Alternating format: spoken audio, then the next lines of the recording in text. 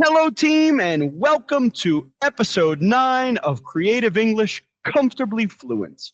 And today we will be talking about how to feel more comfortable in English. Why do I mention feeling comfortable? I have taught students starting from scratch who spoke nothing. I have taught students who arrived practically teaching English themselves. And the first step for anybody on this journey is to feel comfortable. And what do I mean by this? Imagine that voice, that self-judgment, that self-analysis of what am I doing here? Oh my God, if I say a wrong have or has, the meteor is going to hit me on the head. Everybody's going to point at me. There's going to be an earthquake. And while it might seem silly hearing it like this, it's the first and maybe the biggest obstacle my students face, feeling comfortable. And today we will be talking about how we can feel a little bit more comfortable speaking English at home. And I'm going to start right off with an expression of the week: to feel comfortable in one's skin. I love this expression. And we say that somebody's comfortable in their skin when they're not trying to impress anybody. They just know who they are and they can be their best version of themselves. So, expression of the week for this week. Now, we will also be talking about pivoting. It's a word that we don't have the exact translation for in Portuguese, but it's something relevant both in our personal growth, both for our personal growth, but also at work. And one important word, would, one of the most important words. And we will see 5 ways that we can use would in our English journey. So let's go. So first off, warm up. We had a short week.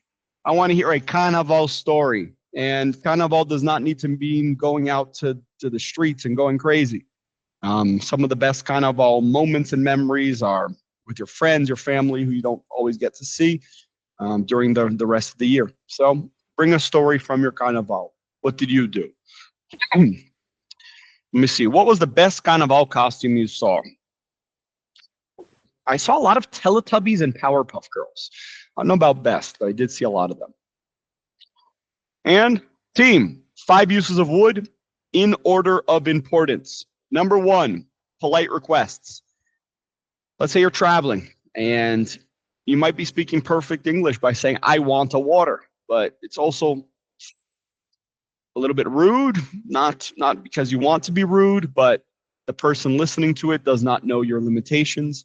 And including a would you or would you like, or I would like if you're asking for it.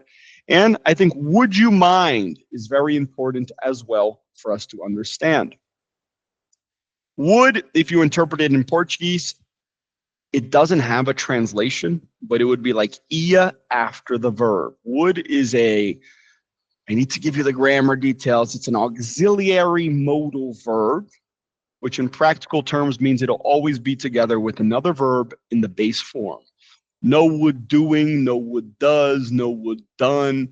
It'll always be would do, would play, would go, would eat, sleep, would watch. And would you mind? I would like you to think of it as just one complete expression. Would you mind?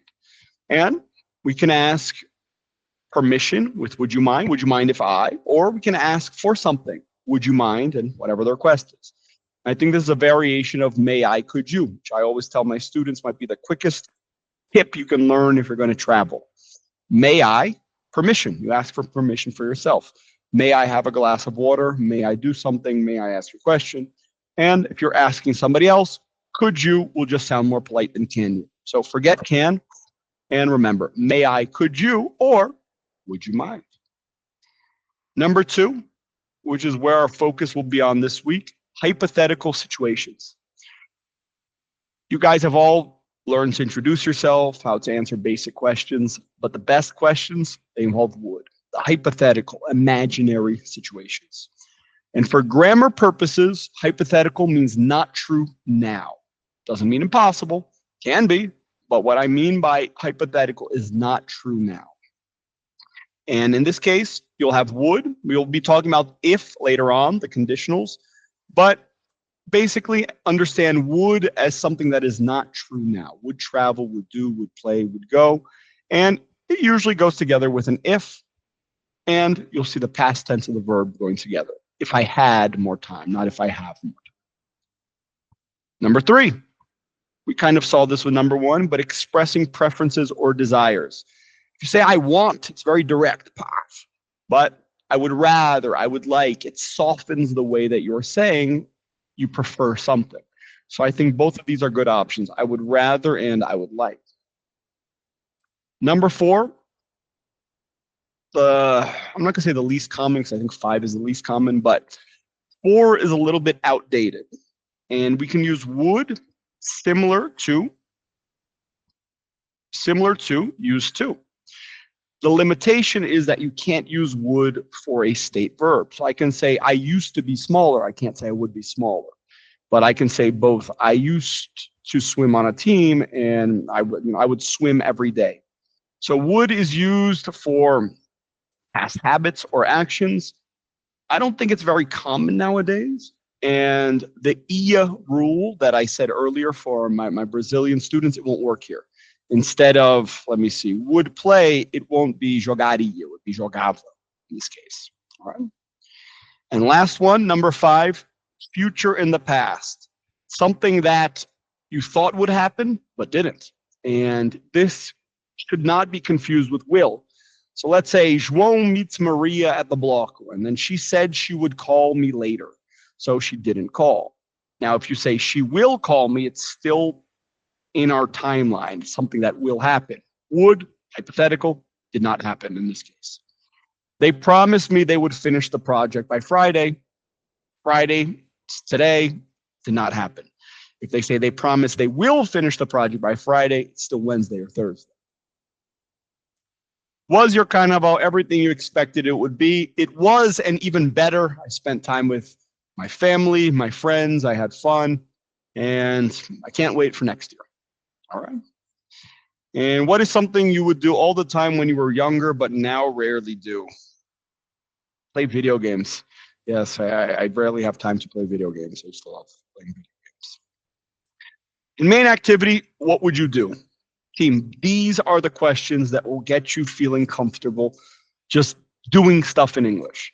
And whether you want more serious ones like school or work related questions, hypothetical questions or some everyday questions, you can't go wrong.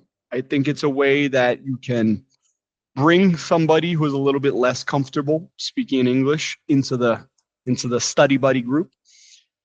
Also, I've had students say that sometimes they'll feel more comfortable asking things in English than in Portuguese because it feels like practice instead of serious. So we can use this as an opportunity for that. You can ask some real stuff too. Our talking point this week was pivoting. So what is pivoting? Pivoting is when you are changing your plans a little bit. So maybe your company is going in this direction, but there's this one detail that we want to pivot and we want to change. So it's kind of a smaller change. You're still moving, you're still going in a direction, but you're going to make this change is the right word. Okay. So that's how I define pivoting. An example of when you had to pivot suddenly, COVID might be a good example, or when I found out I was going to be a dad. An area you would like to pivot. I've been thinking a lot about spending less time on the screen, so that might be what I'm thinking of. But team, whether you are good at pivoting or not, I think I am. I adjust pretty quickly. Adjust, that was the word I was looking for earlier, not change. When you need to adjust something. And a famous person or company that pivoted successfully. Oof, I don't know much about famous people, but you give me a good example of that. All right. This was an interesting question that my students had differing opinions about. Carnaval is important for our society. Let me know what you think. Yes or no. And last up, a game that you can play anywhere. Would you rather? Similar to what would you do? Would you rather? Some easy questions for you to practice with.